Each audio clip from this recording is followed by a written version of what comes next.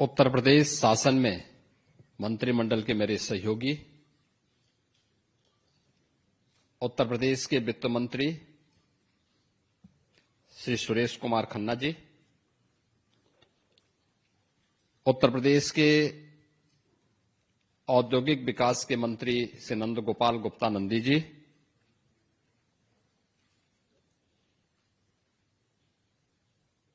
Japan में भारत की राजदूत सुश्री नगमा मलिक जी, चेयरमैन जेट्रो, उत्तर प्रदेश सरकार के एडवाइजर श्री अवनीश कुमार अवस्थी जी, उत्तर प्रदेश के additional chief secretary finance and industry commissioner Shri Deepak Kumar ji, आज के इस कार्यक्रम में उपस्थित जापान के सभी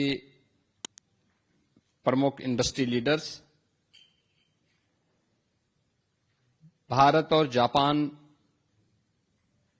के बिजनेस कॉपरेशन को आगे बढ़ाने वाले सभी उपस्थित बंधुगण, मैं सबसे पहले इस पावन धरा को, जो धरा अपने आप को लैंड ऑफ द सनराइज के रूप में विख्यात है, मैं उसको नमन करता हूं और आप सभी का इस कार्यक्रम में उपस्थित होने के लिए हृदय से अभिनंदन करता हूं।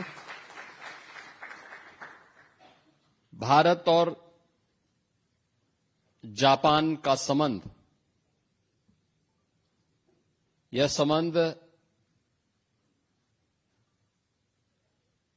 सूर्य की प्रथम किरण से प्रारंभ होकर के और सूर्यवंश की राजधानी उत्तर प्रदेश को एक आत्मीय संवाद के साथ जोड़ती है और उसी संवाद की कड़ी को आगे बढ़ाने के लिए भारत के यशस्वी प्रधानमंत्री आदरणीय श्री नरेंद्र मोदी जी के मार्गदर्शन में भारत आज जिन ऊंचाइयों को प्राप्त कर रहा है,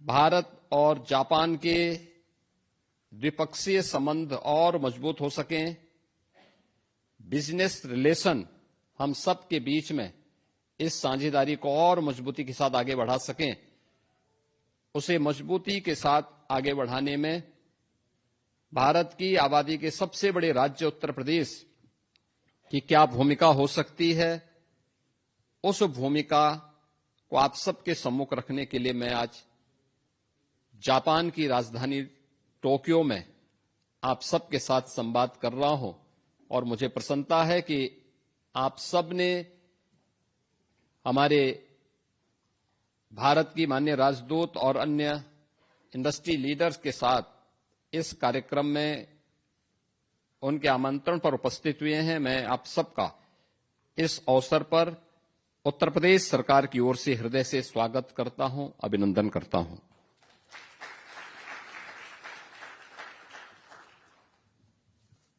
मित्रों, आप सब जानते हैं कि उत्तर प्रदेश सूर्यवंश के राजा भगवान श्री राम की पावन जन्मस्थली है और इसी परंपरा को आगे बढ़ाने वाले भगवान बुद्ध की भी पावन धरा उत्तर प्रदेश है। भगवान बुद्ध से जुड़े हुए दुनिया के अंदर सर्वाधिक महत्वपूर्ण स्थल उत्तर प्रदेश में ही स्थित है। उनका जो राज्य था कपिलवस्तु, वह उत्तर प्रदेश में है। उन्होंने प्रथम उपदेश जिस पावन धरा पर दिया था वह सारनाथ उत्तर प्रदेश में है।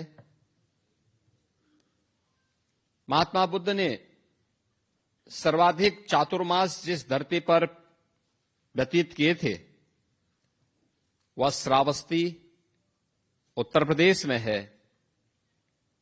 भगवान बुद्ध ने अपना अंतिम महापरिनिर्वाण जिस धरा पर किया था वह कुशीनगर भी उत्तर प्रदेश में है।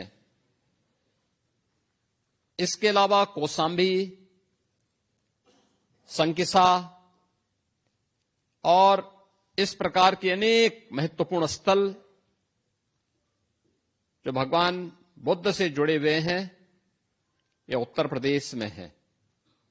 और आज उत्तर प्रदेश के अंदर स्पिरिचुअल टूरिज्म को आगे बढ़ाने के लिए प्रधानमंत्री मोदी जी के नेतृत्व में रामायण सर्किट के साथ साथ बौद्ध सर्किट के कार्यक्रम को सफलतापूर्वक हमारी सरकारें उत्तर प्रदेश के अंदर प्रभावी ढंग से आगे बढ़ाने का कार्य कर रही है। जब भगवान राम की बात होगी, भगवान बुद्ध की बात होगी, तो स्वाभाविक रूप से इन दोनों का संबंध सूर्य वंश की उस महान परंपरा से है जिस सूर्य की प्रथम किरण का उदय होने का इंतजार हमेशा जापान वासियों को होता है। और मैं इस अवसर पर सूर्य वंश से जुड़े हुए इन दोनों महान विभूति की इस पावन धरा की ओर से आप सभी का मैं हृदय से अभिनंदन करता हूं, स्वागत करता हूं।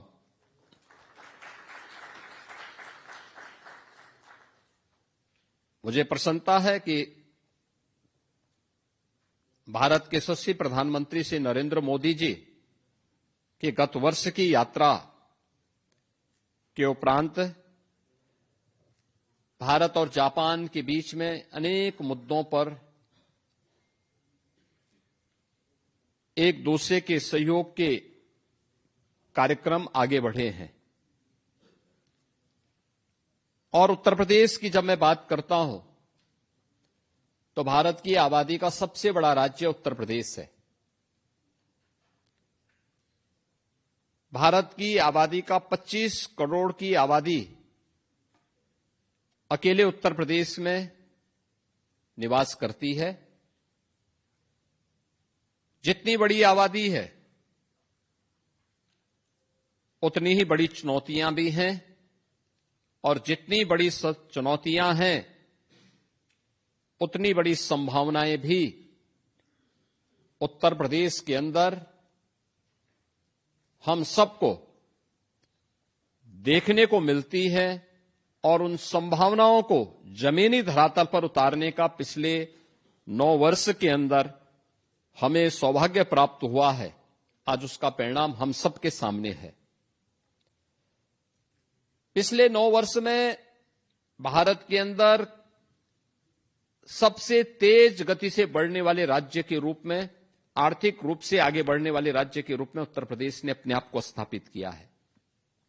और 9 वर्ष में उत्तर प्रदेश ने अपनी अर्थव्यवस्था को 3 गुना करने में सफलता प्राप्त की।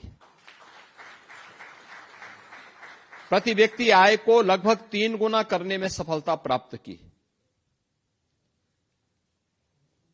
भारत की अर्थव्यवस्था में कभी उत्तर प्रदेश एक बीमारू राज्य माना जाता था। आज उत्तर प्रदेश बीमारू राज्य नहीं, बल्कि भारत की इकोनॉमी का ब्रेक थ्रू बनकर के एक ग्रोथ इंजन के रूप में भारत के विकास में अपना योगदान देने के लिए पूरी मजबूती के साथ खड़ा है। आबादी बड़ी है, लेकिन उत्तर प्रदेश की भूमि उतनी ही उर्वरा भी है। भारत की कुल कृषि योग्य भूमि का केवल 11% उत्तर प्रदेश के पास है, लेकिन भारत के खाद्यान्न उत्पादन का उत्तर प्रदेश 21% उत्पादन अकेले उत्तर प्रदेश करता है। यानी भारत का फूड बास्केट के रूप में उत्तर प्रदेश जाना जाता है। स्वाभाविक रूप से उत्तर प्रदेश के अंदर इस फील्ड में वैल्यू एडिशन की अनंत संभावनाएं हैं। खाद्यान्न के सीड से लेकर के उसे बाजार तक पहुंचाने के लिए, बीज से लेकर बाजार तक की इस प्रक्रिया में जुड़ने, उसके पैकेजिंग के लिए, इन सभी प्रक्रियाओं को आगे बढ़ाने में एक बड़ी भूमिका का निर्वहन कंपनियों के माध्यम से वहां पर किया जा सकता है। फूड प्रोसेसिंग की अनंत संभावनाएं यूपी के अंदर हैं। उन संभावनाओं को, वेयर हाउसिंग एंड लॉजिस्टिक की नई संभावनाओं को भी उत्तर प्रदेश आगे बढ़ाता है। भारत के अंदर सबसे अधिक जल संसाधन वाला राज्य भी उत्तर प्रदेश है। यानी जल संसाधन आज के दिन पे, और मीठा जल, यह जल इतना मीठा है कि उस जल का उपयोग हम न केवल एग्रीकल्चर के लिए बल्कि ग्रीन हाइड्रोजन के निर्माण में भी और अन्य महत्वपूर्ण कार्यक्रमों को आगे बढ़ाने में भी हम उसका उपयोग कर सकते हैं। पंप स्टोरेज की स्कीम